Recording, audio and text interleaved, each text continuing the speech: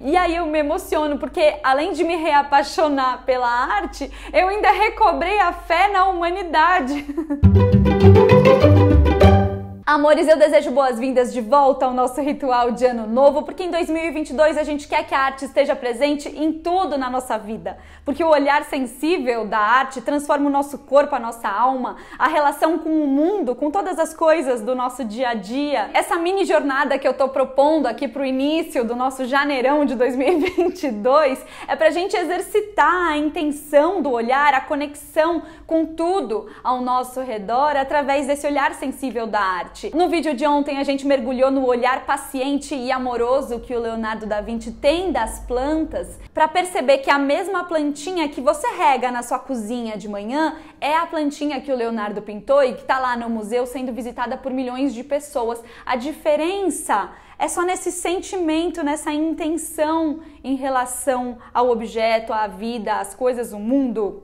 É só prática. E esse é o nosso espaço de praticar. Inclusive, eu amei os comentários e os exercícios de nuvens que vocês compartilharam comigo ontem. E no vídeo de hoje eu vou compartilhar mais alguns exercícios, vou contar umas histórias e amanhã eu espero vocês ao vivo pra gente trocar e fazer um balanço desse movimento todo. Eu quero saber como vocês têm se sentido por aí e como é que a gente faz pra estar agarradinhas com a arte nesse ano novo. Ano passado, eu que sempre fui muito apaixonada pela arte, me perdi. Era um vazio assim imenso e eu não sabia como eu ia fazer para me reconectar com a arte, que para mim sempre foi um guia assim da minha vida. E nesse processo de me reconectar com a arte, eu descobri o tarô. Sim, improvável, eu sei, mas foi por esse caminho que eu consegui me reapaixonar. O tarô, ele tem uma história misteriosa, ninguém sabe quem criou, se foram os egípcios, os ciganos, mas tem essa versão aí de que ele foi criado na Itália no século XV como presente de casamento para uma família, duas famílias Visconti Sforza, que eram essas famílias duques italianos, em meados de 1451. E veja que curioso que eu já fiz aqui uma conexão sem querer, essas sincronicidades com o nosso vídeo de ontem, porque o Leonardo da Vinci nasceu em 1452. Mas voltando aqui para minha crise, o tarô tem essa coisa da iconografia, assim como as obras de arte. E eu aqui, 7 anos nesse canalzinho, analisando obra,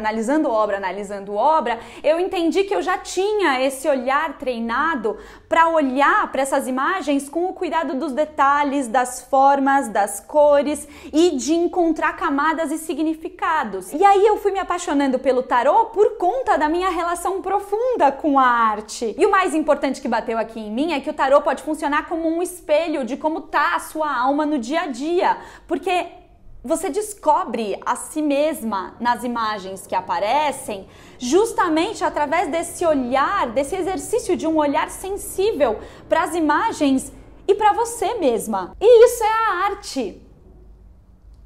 E você pode ser a pessoa mais cética do mundo, mas é incontestável que se a sua sensibilidade está afiada, você enxerga no visível o invisível da existência. Sério, eu me empolgo porque é maravilhoso! E foi nesse processo que eu me reapaixonei pela arte e mais do que isso, eu descobri que a arte é sobre como você olha para a vida. Então, como é que eu tô olhando para as flores, assim como o Leonardo da Vinci fez?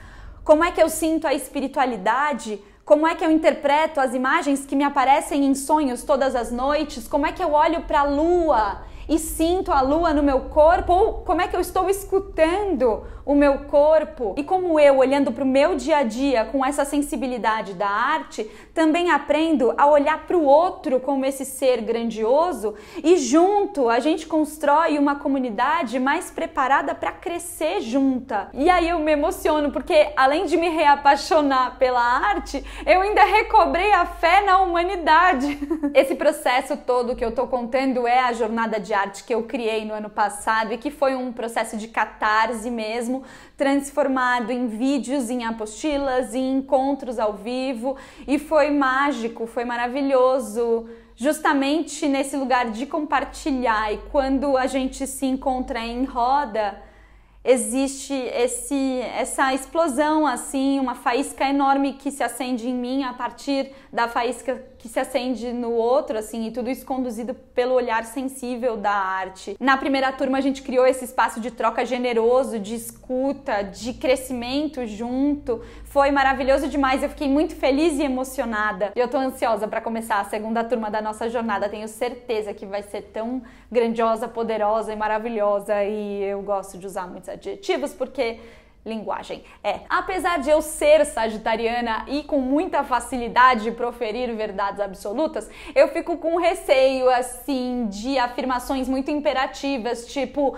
tudo é arte, ou você é artista. Mas daí, com todos esses pensamentos fervendo aqui em mim, eu bati o olho na minha estante de livros e me deparei com esse aqui, que tá em inglês, mas que diz justamente: você é artista. Esse livro é uma lista de tarefas que diferentes artistas te propõem, inspirados nas próprias práticas, assim. Eu acho que a primeira coisa a se perceber é que como cada artista mergulha profundamente em uma pesquisa específica, em um meio, em uma linguagem. Se o artista tá há anos trabalhando com pintura abstrata, o exercício que ele vai te propor é relacionado à pintura abstrata, o mesmo se ele trabalhasse com música, dança, etc. E isso eu já acho muito maravilhoso, porque ele tá te dando e apresentando um pedacinho de um novo mundo que só se conhece mergulhando em águas profundas. É muito assim que eu vejo um passeio no museu, vários objetos de arte que estão ali te dando pedacinhos de novos mundos e que expandem a sua maneira de olhar para a vida,